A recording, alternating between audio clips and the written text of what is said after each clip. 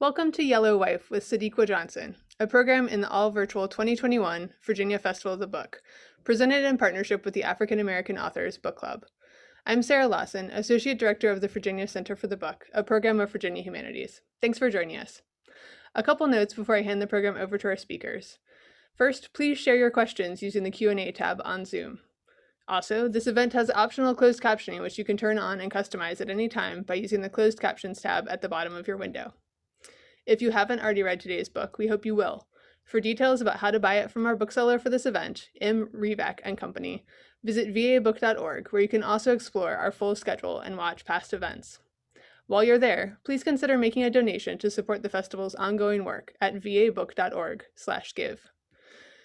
Thanks again to our partner for this event, the African American Authors Book Club, and to our co-host, James River Writers. We also greatly appreciate the support of all festival sponsors, donors, and community partners. Now, I'm pleased to introduce our speakers. Sadiko Johnson, author of Yellow Wife, has been honored with the National Book Club Award, the Phyllis Wheatley Book Award, and the USA Best Book Award for Best Fiction. She is a Combilio Fellow, former board member of the James River Writers, and a tall poppy writer. And our moderator, Beverly Adams, is a newly retired Assistant Dean of the College of Arts and Sciences and Associate Professor Emeritus in the Department of Psychology at the University of Virginia. Thank you both for joining us today. Beverly, take it away. Good evening, everyone. It is with sincere pleasure that I welcome author Sadiqua Johnson to the 2021 Festival of the Book in general, and to our discussion of her book in particular this evening. Now, I must put in a little plug for the group that I'm representing, and that's the African American Authors Book Club here in Charlottesville. The African American Authors Book Club has been in existence since the late 1990s, and we are true to our name. We read books that are authored by Africans and/or African Americans. Each month, during the second Monday of the month, at 7 p.m., we come together and discuss the selected book. Now, since COVID, we have not stopped our schedule, but our change has been that we meet via Zoom and not at Barnes & Noble in Barracks Road. Once it is safe to meet again, we will meet at the center in Belvedere off Rio Road. If any of you are interested in joining us, please leave your email information in the chat or the question and answers, and we will let you know about details in the very near future. So, Sadiqua, it is indeed a pleasure to have you with us this evening. And I'd like you to kind of summarize some of your book through readings so that we might get a sense of your style and the enjoyment of your style. So will you share with us? Oh, thank you. Thank you so much. Thank you so much, Beverly. I appreciate it. And thank you to everyone who has tuned in this evening. We really appreciate you being here. Thank you also to the Virginia Festival of the Books for hosting this event this evening. As Beverly mentioned, I am the author of Yellow Wife.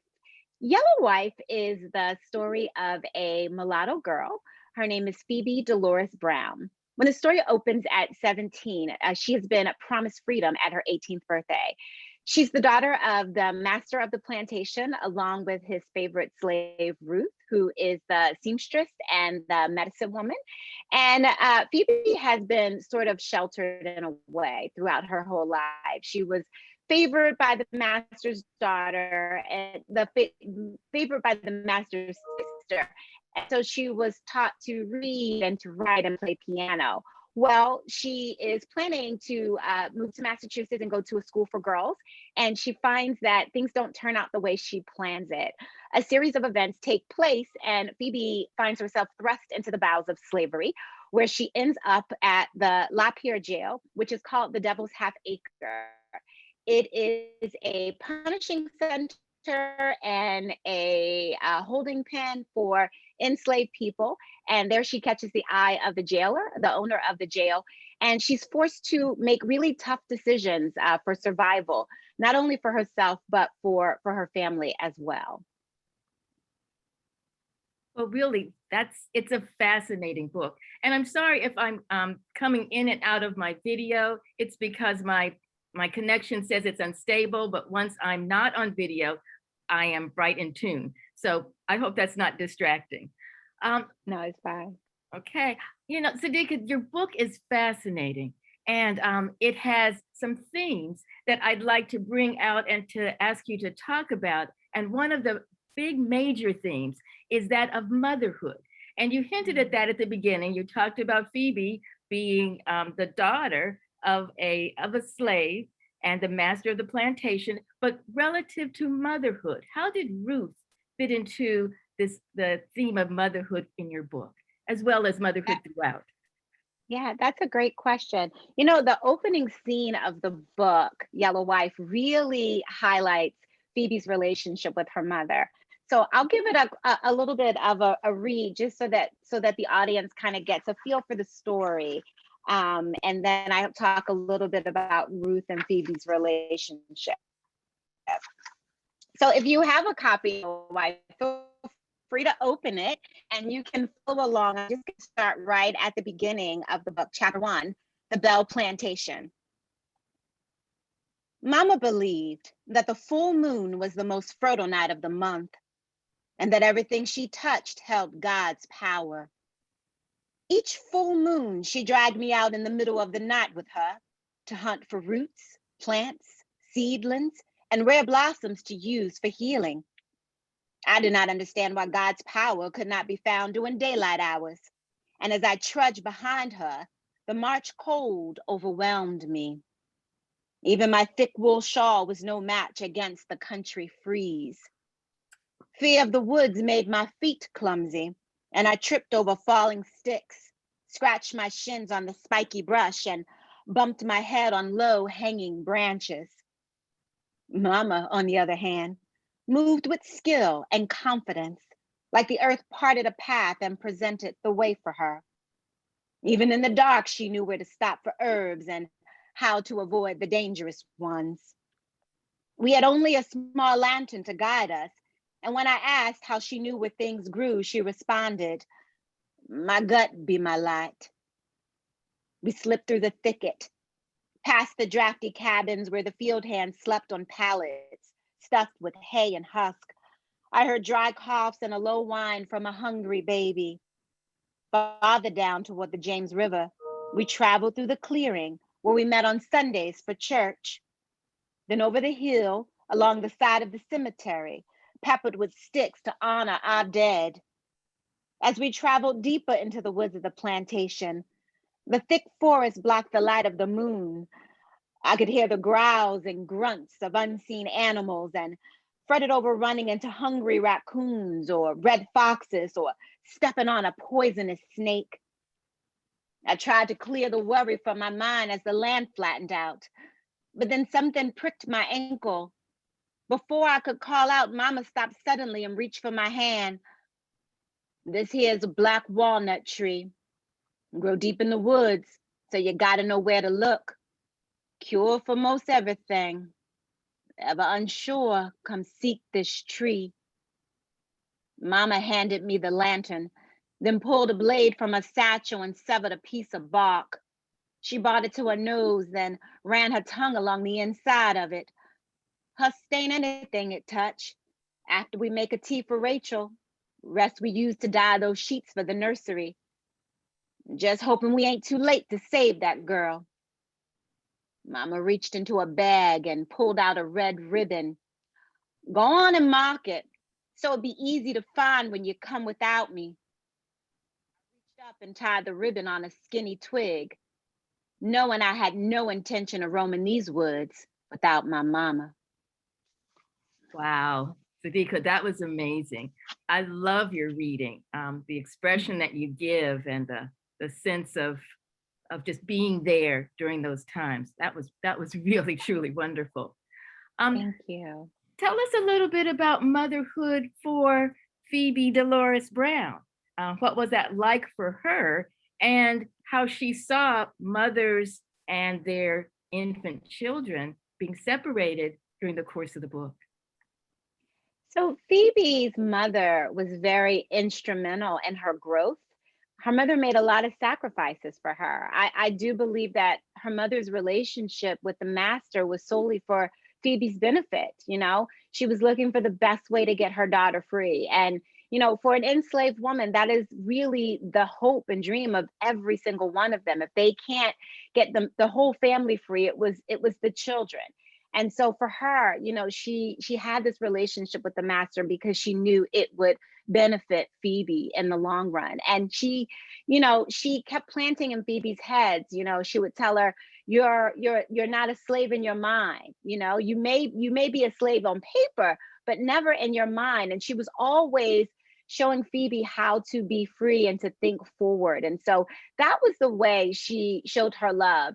And it transcended to Phoebe later when she does have children in the story, where she kind of takes on the same role, is that her main objective is always to get her children to freedom. And so, it becomes a cycle of women who have to make sacrifices for the sake of their children, and they sacrifice every day with their bodies, with their minds, with their souls, with their spirit, but all for the sake of their children.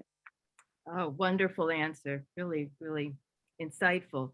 Tell us a little bit, and you were getting to some of this in that first answer about the strength of Black women. And you talk about the strength of Black women throughout the book.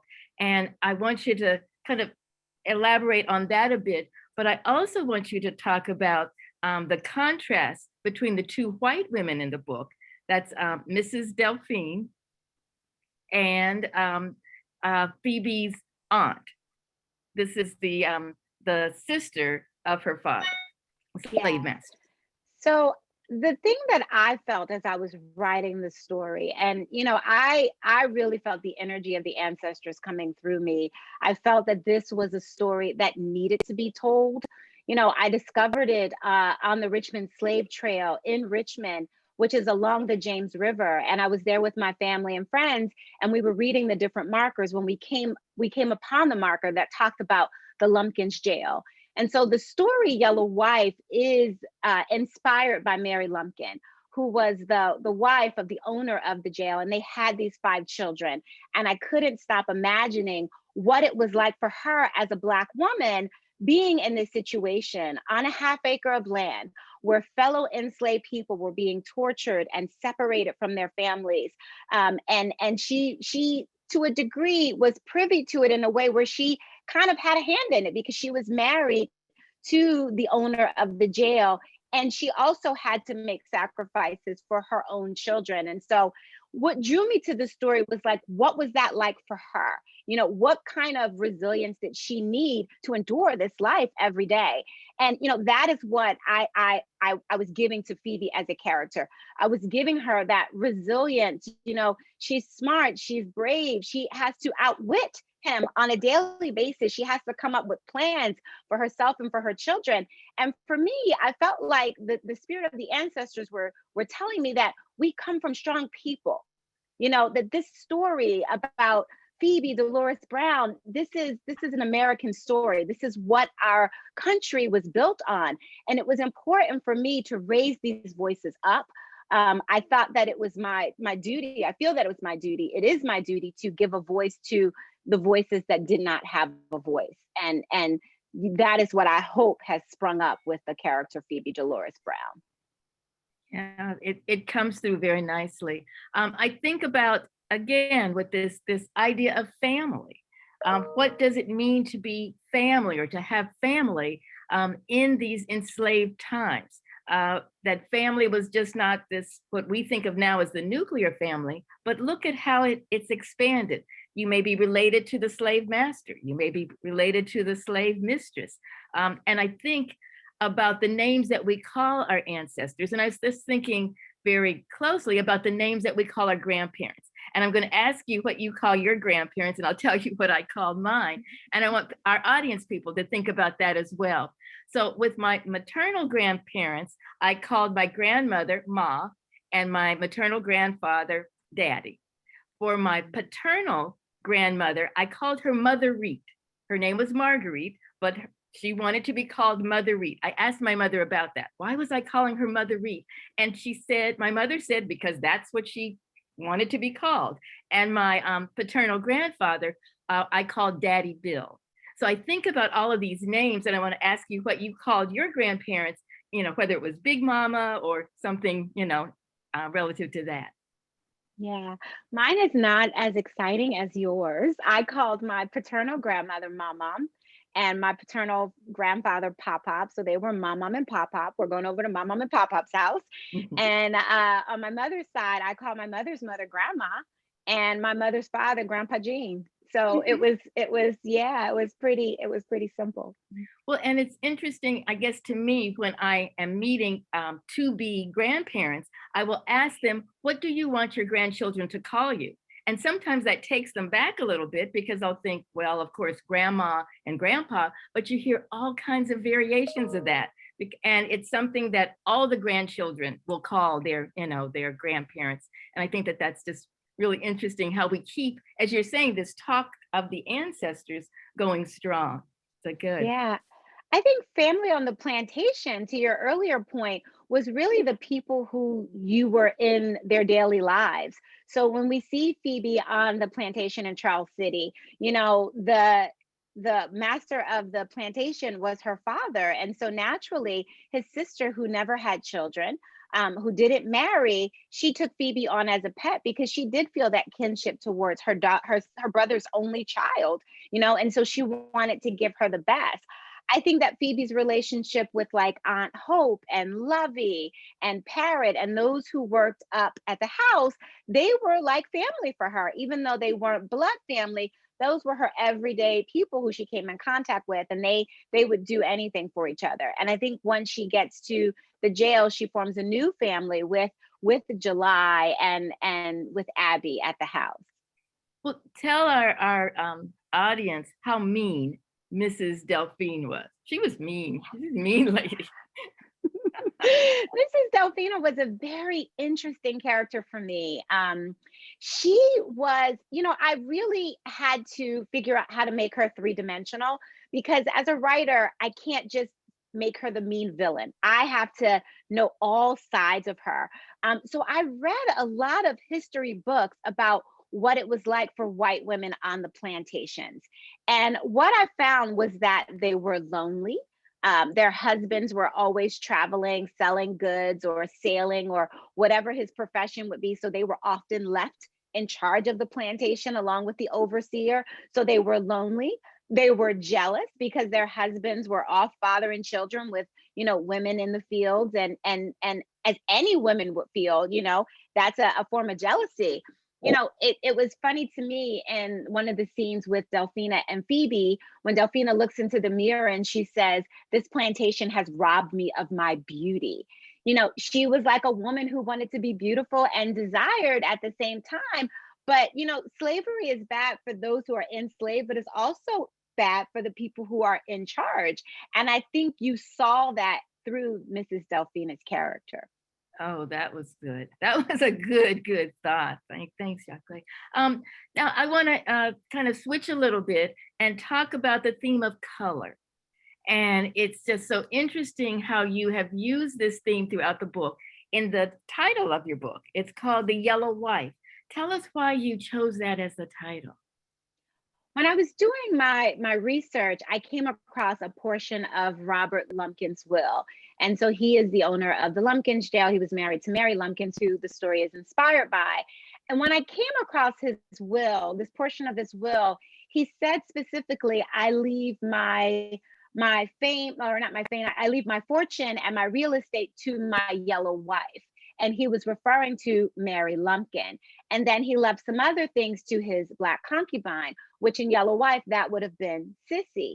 And so when I read that, I thought, he referred to Mary Lumpkin as his yellow wife. And I just thought it just worked for the title of the story. Well, talk some more about color. Talk about a little bit of how Black people and white people think about color. And one of the reasons I ask this is since in the news it has been Meghan Markle and Prince Harry have talked about how that family talked to them, and they won't tell us who actually said this, but the whispered question was, "What color will your children be?" So talk to us a little bit about this color, issue. Well, colorism unfortunately has colored our history since the beginning. Usually, what would happen was that the children who were fathered by the master and his enslaved women, they would normally work up at the house. And those who were, darker skinned, they would work in the field. And that was the way they were separated on the plantation. And so it appeared that those with lighter skin that looked closer to the master, they were favored, and those with darker skin were not.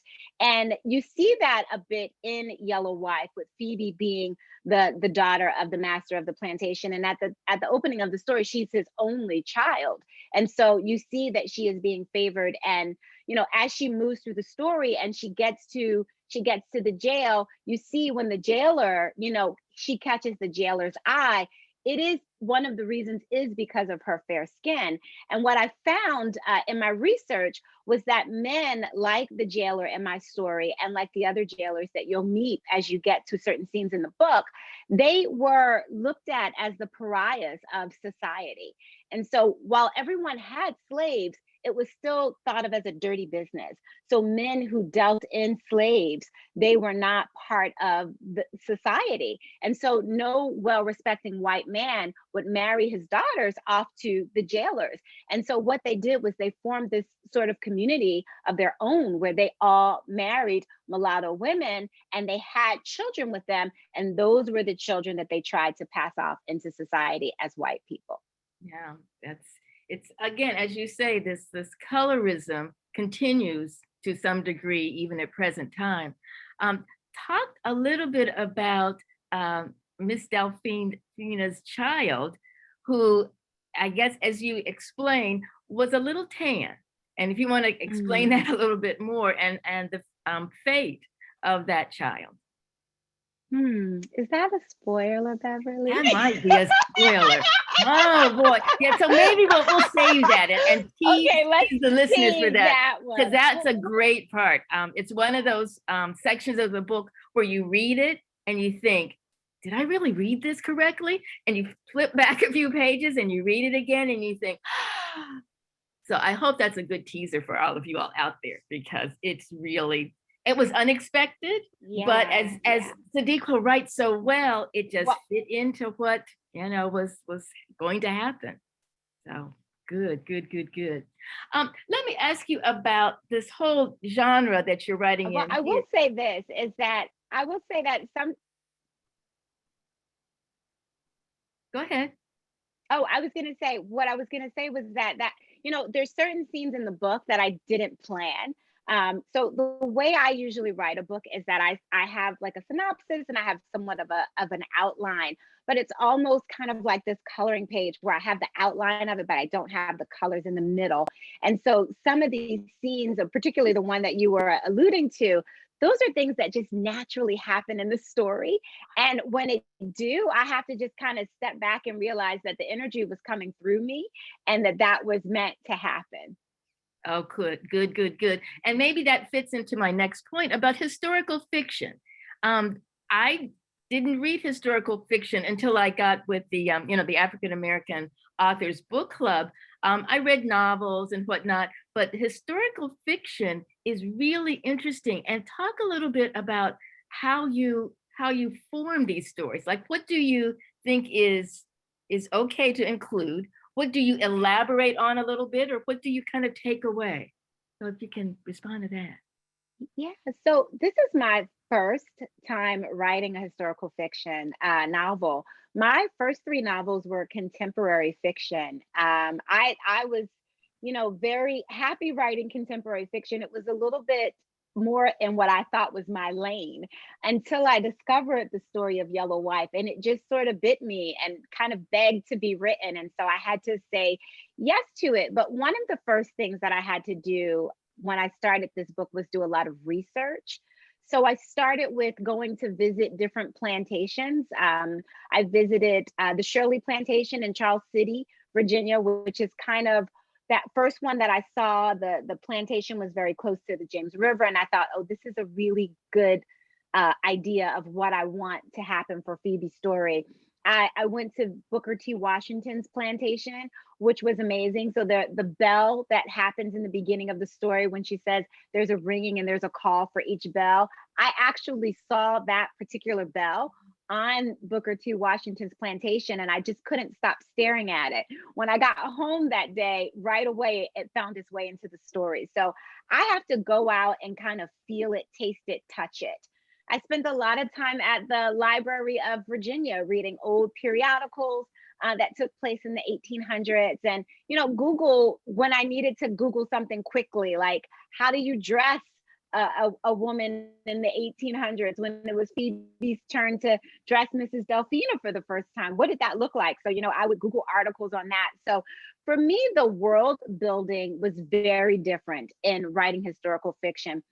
Contemporary fiction, my novel, Second House on the Corner, she lived in New Jersey. It was very simple, it was very easy, but this was different. I actually had to, research in a way. I needed to know what the furniture was like and what the curtains were like. I have pictures up on my wall by my desk where I would cut pictures of the jail. If you do have a copy of Yellow Watch, or you plan to get a copy, when you open it, you see this picture here, which is the end pages of the book. And this is actually the picture of the Lumpkin's jail and what it looked like in Richmond. And so this was also part of my research, was also to have, pictures and things of that nature up, so that I was completely immersed in the story. One of the other things that I found quite helpful was reading slave narratives, reading stories written in the voice by slaves, such as Incident in the Life of a Slave Girl by Harriet Jacob. And I read Booker T. Washington's autobiography, and 50 Years a Slave by Charles Ball. Those stories really helped me get into the mindset of what enslaved people were thinking and what they were enduring. So that all helped with the research of the story. Well, and you do it in such a masterful way. Your writing style is such that the reader is there. The reader is looking around the room to see these things, and they're feeling and smelling the smells that you talk about within your book. And sometimes, I'll tell you, Sadiqua, it was so strong, I had to put the book down because I could feel the emotion coming up in me and the tears welling up in my eyes. And I just think, what a masterful writer that can do that to the reader. So it was just very well done. Oh, good. Thank you. When I was reading about the Lumpkin's jail, everything that I read talked about the smell. They said that you could smell it just as soon as you turned into the alley, you could smell it. And it smelled so bad, particularly because one of the things that happened in the slave pen, not only did they cram in as many bodies as possible, but when the enslaved people died, there was no ceremony. They literally had a section in the courtyard where they would let the bodies pile up and pile up and pile up, and then when they got to a certain point, then they would shove the bodies in the ground at that point. And so all of this adds to the smells, and the pen, there was no place for them to go to the bathroom and that sort of thing. And so it really added to the odor of jail and that whole area in downtown Richmond at the time. Yes. Such a good job of that. Let me talk to you a little bit about this question of judgment. I had to think about this issue because I was pretty judgmental of Phoebe initially. She was not my favorite right away, but I had to understand a lot of why she was doing what she did. And I think you brought that out through the course of the book. So talk to us a little bit about judgment. Like, we judge the different characters. We judge the jailer, and he's called, what is he called? He's called the devil. And so talk to us about, how we either refrain from making these judgments, or that we are drawn to making these judgments, or how did you do that in writing the book? I think it was one of the things that just kind of happened naturally. I would say with the jailer specifically, he was definitely one of the most difficult characters for me to write. he was, because he was a man with two faces. You know, on the one side, he was this mean, evil, vindictive man, almost like Mrs. Delphina. You know, not as strongly, but I needed to be able to see both sides of her to get her down on the page. But for him, I needed to create both sides and actually get both sides down on the page. And so I saw him as this mean, evil, vindictive, horrible man, but he also has tender moments, you know, that he's towing this line with Phoebe where you almost for a second feel their relationship and then you know that it's wrong and you kind of make yourself step back. And so towing that line of tenderness versus versus villain for him was really difficult. And I have to say it took a few drafts for me to actually get that down and get that in place for him. Yeah, that's and you're right. There are times when he seems tender towards his daughters, and then other times the harshness and coarseness with which he treats the slaves. So it's really, really that you walk that line very nicely, but it was sometimes difficult to deal with. But I really liked how you did that. Great. Thank you. One of the things that I really liked that you did near the end of the book was create that tension of the possibility of escape and what that meant for Phoebe and Essex and whatnot. And I know I don't want to do any spoilers again, but talk about, you really built the tension well. I didn't know which way things were going to go. And that was awesome. very nicely done. That's good. You know, tension is one of the things that makes a story go. So it's kind of is one of those things that I have to work at. I didn't really know how the story was going to end, which made it very exciting for me as well. As I was writing those last few chapters, I literally was on the edge of my seat because I thought it was going to end a different way, particularly because Essex Henry's character was patterned after a real life man named Anthony Burns. And Anthony Burns was a slave who was born in Virginia. He escaped to Massachusetts, and under the Fugitive Slave Act, he was brought back to Virginia.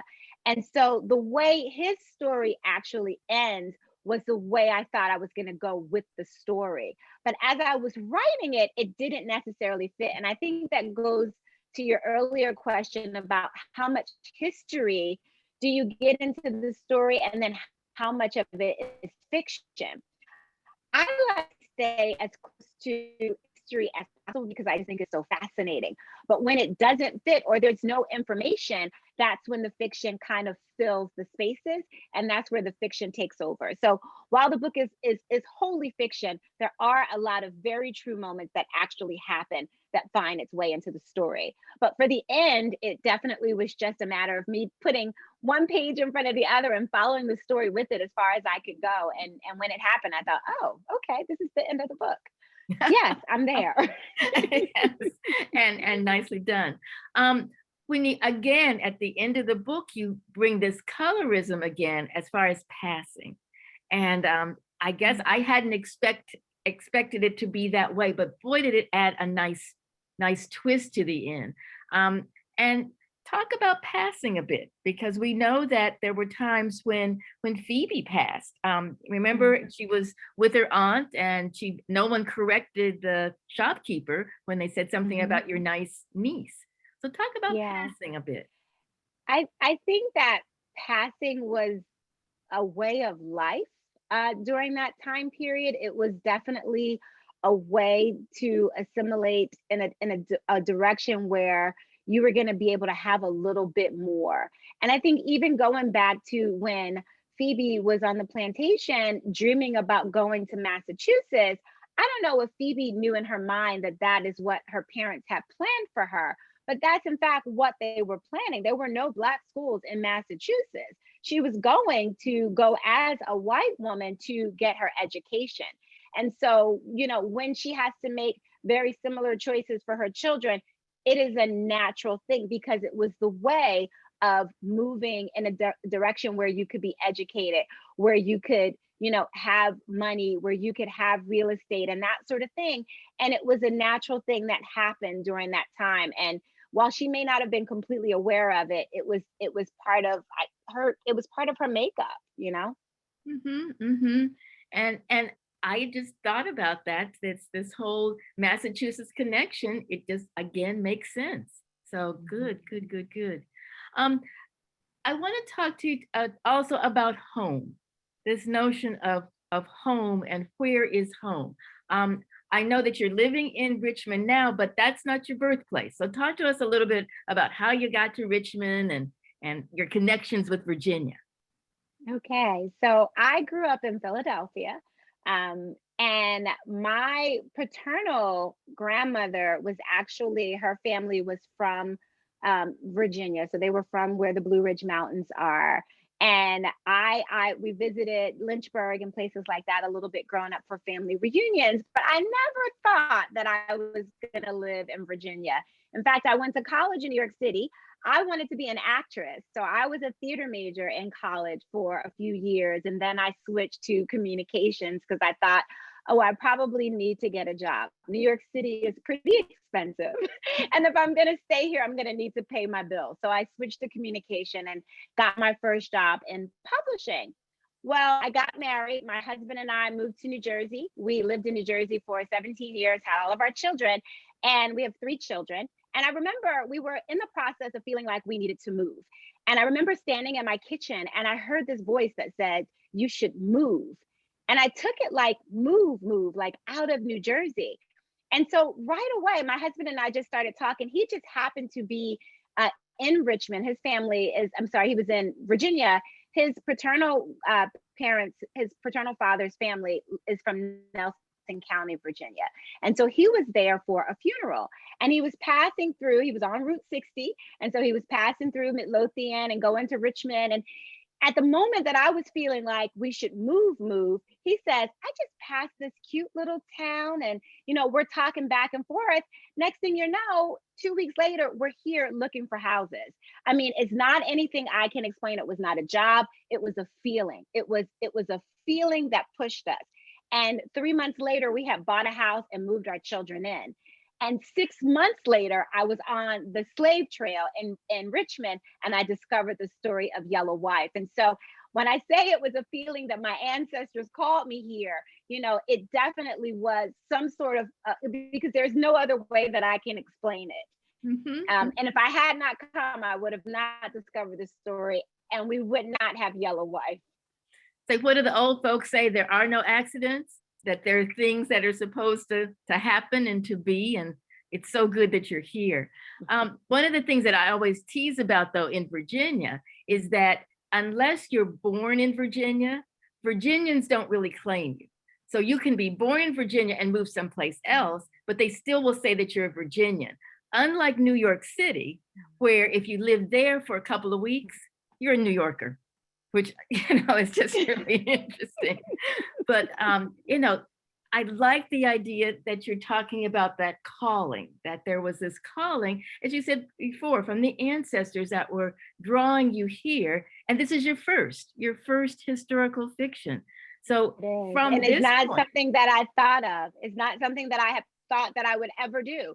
I loved historical fiction. I mean, when I was a kid, I read Jubilee by Margaret Walker and Family by J. California Cooper and Winch by Dolan Perkins Valdez and The Kitchen House by Kathleen Grisham, but never thought that that was anything I was going to do. I just enjoyed those books. Good. The way that you talk about it is so inspiring to future writers or maybe kind of fledgling writers. Talk a little bit more about that for young writers who may be wanting to stick their toe into this area of writing or historical fiction or contemporary.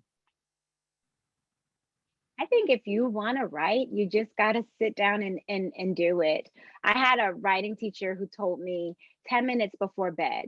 If you spend 10 minutes before bed, before you know it, it's 30 minutes before bed. And then it's 45 minutes. And in a few weeks, it's 2 hours. And you have 50 pages in front of you that you can mold and shape and grow. So the first thing is really just getting a bit disciplined about your writing, be intentional. I have to be so intentional about my writing, Beverly, because my children are are home, they're a virtual school, and there's so many distractions now throughout my day, where before I used to be home, it was just me and my computer, and now there's a whole bunch going on. So I have to clock in and clock out. So I decide how many hours I'm going to write at the beginning of the day, and I have to write the time down that I start and stop to make sure I reach my goal for the day. So in order to get something going, you have to be intentional. That's my way. Good advice in all aspects of life. Good, really good advice. What I'm going to ask you next is for you to answer the question that you wish you were asked. So I know that you've done a number of interviews and just really interesting ones. What's a question that you wish you had been asked, or that you wish you want to kind of answer today for us? Wow, that's a tricky one. Oh, I don't know. I don't have a question that I could think of off the top of my head. You know, it's a good question that I have not been asked on this particular book tour, but I was on my previous one, was that if I could go to dinner with three people, dead or alive, who would it be? And I would pick Mary Lumpkin, because I would definitely want to spend some real time with her and get to know her. And I think I would bring my two grandmothers, because they both passed on. And so I would bring them with me to lunch, and we would all sit down and we would chat. Nice. What an interesting response to that. Usually it's something like, Gandhi or Martin Luther King, but I really like that thought, because again, you only know some of the things about Lumpkin, and what would you like to get her perspective to really tell you the what is it, the low down and dirty about what was going on, that she was even afraid to think at that time. Yeah. So good. Yes. I'm trying to see if there are any questions in our chat that people are asking.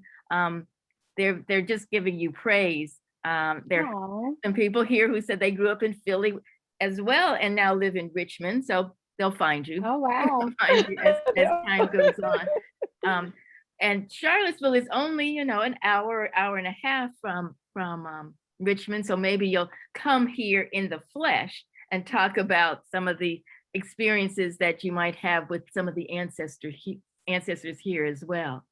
Tell us again the names of your previous books and the one that you're working on, or the one that you're finishing up, the newest one. Okay, sure. So my first three novels, my first book is called Love in a Carry-On Bag. And it's a long distance love story. She lives in New York, he lives in DC. They really want to be together. There's all these things pulling them apart. My second novel is called Second House from the Corner.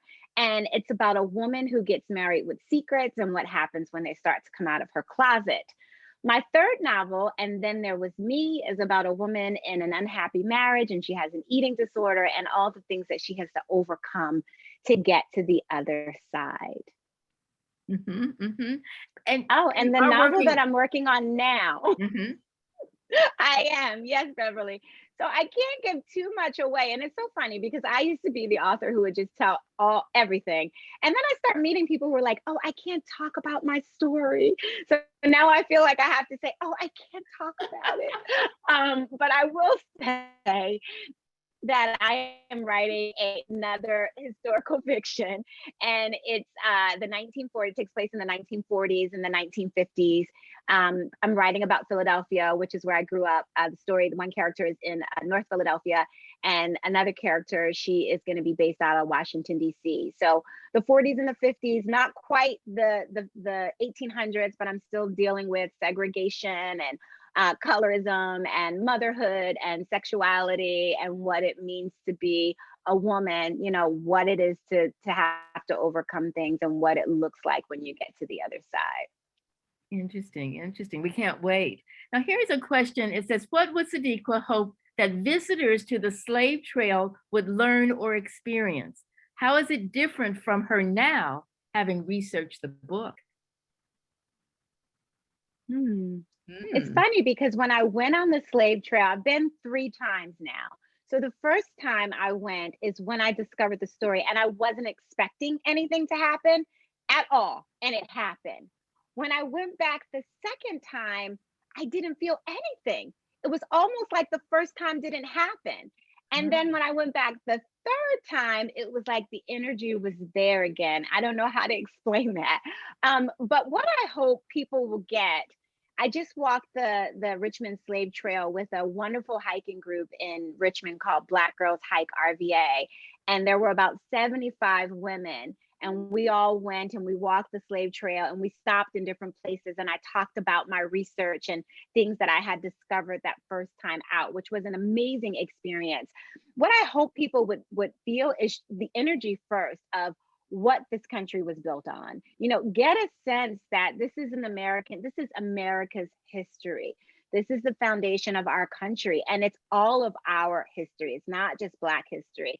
And so walk the slave trail and read the markers and feel what people have gone through prior to us being here, because we stand on their shoulders. You know, if it wasn't for the enslaved people, we wouldn't be here. We wouldn't be here to tell this story. And so I think it's important to make that connection. That is such a good point. I was thinking about how slavery was told to me in my elementary school. And it was always kind of made to be less intense. It was kind of, well, these were just workers and they were treated fine. And they were laughing and on every Saturday and Sunday night, because we have records of that. And, you know, you get this confused kind of image. Slavery is slavery. And as you said, these uncomfortable truths have to be talked about so that we can deal with them. And I think so we can deal with it. Yeah. And that's and it's funny that you bring that up. Yeah. When I was visiting some of the plantations, that was also the story that was being told. And, you know, to the extent where I had to actually write letters to a few plantations and say, hey, you left the story out of the enslaved people. I think that you need to tell it the way it happened. And that was one of the things that was really important to me about writing Yellow Wife. I recognize that some of the scenes are a little bit difficult to read. But for me as the writer, I felt if they could endure these, because a lot of those scenes actually happened, if they could endure it, I as the writer could write it. And the readers, we as readers can absolutely read it because it happened. And that was important for me as a writer. That's wonderful, wonderful. Let's see, it's about time that we wrap up. So if there is anything that I'm looking in the chat, if there's anything that comes to mind that you'd like to say, it's one of those situations where we'll have to kind of save this chat and you'll have to respond to it later. Yes. It's really, really good things are here. They're singing your praises and how wonderful they feel. So well, thank you. Thank you so much. I really appreciate you doing this today with me, Beverly. And I just want to say to our viewers, please go out and grab a copy of Yellow Wife. Tell your friends, tell your family members, tell your book club members. I am also speaking to book clubs. So if you go to my website at sadiquajohnson.net, there's a whole section for book clubs. You can send me a message and invite me to your club. I would love to come and speak with you. But please just help me spread the word and get the word out on the book. Good, thank you. And let me just read my script that I should make sure that I've covered everything. Again, thank you, Sadiqua. You were amazing. And thanks to everyone who viewed this discussion this evening. Again, please consider buying Yellow Wife. It is worth the time spent on this. And if you can remember her voice and the way that she presented it when she read it herself, you'll really enjoy it. We want you to remember our local independent booksellers, and there will be links provided in the chat for you to follow that up. So again, remember, this is the interesting year of the Festival of the Book. Today is not the last day. Today, there are still more book events coming up, and that will be until the next few days. So thanks again, everyone. We appreciate it so much. Sadiqa will be in touch. Okay, take care. Bye-bye.